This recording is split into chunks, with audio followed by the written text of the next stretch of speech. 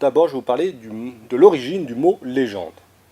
Donc, l'origine du mot légende, le légende vient du mot en fait latin qui s'appelle legenda. Legenda que l'on traduit par qui doit être lu. Donc, on voit qu'à l'origine, une légende était quelque chose qui était lu en public. Et où ces légendes étaient lues? Principalement dans les abbayes. Donc, pour représenter ces premières lectures de légendes, je vous ai mis une photo de l'abbaye du Mont-Saint-Michel. Et c'est amusant parce que lorsque j'ai cherché sur internet des photos de réfectoire de l'abbaye, je suis tombé sur une photo de la cafétéria de l'université de l'Oural, donc d'Oupi.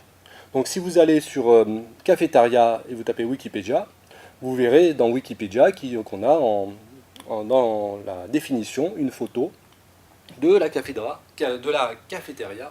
de Oupi. C'est amusant. Donc je vous disais que les premières légendes, c'était quelque chose de lu. Et donc les premières légendes étaient lues dans les réfectoires, dans les abbayes, étaient lues par un moine lecteur. Pendant que les moines étaient en train de manger, ce moine lecteur faisait la lecture de légendes liées à des saints. Et les légendes étaient également lues en public dans les églises, à l'occasion des fêtes des saints également.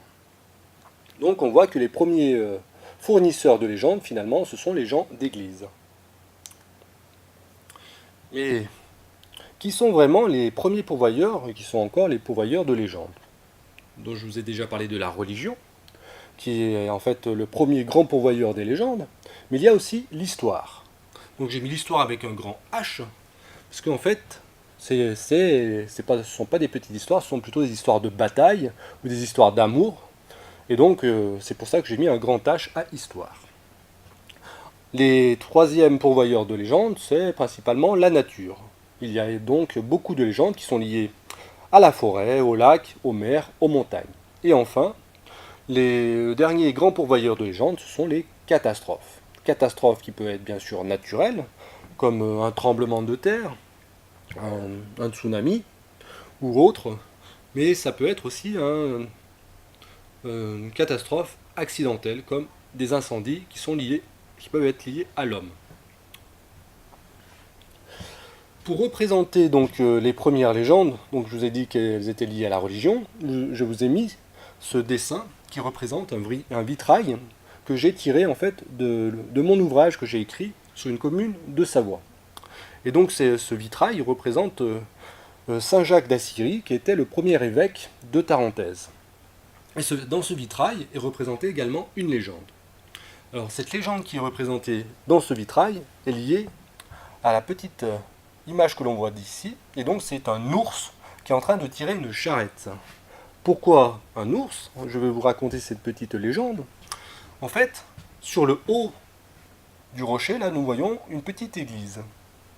Et lors de la construction de cette église, en fait, les habitants étaient en train d'amener des produits, des matériaux de construction tirés par des bœufs.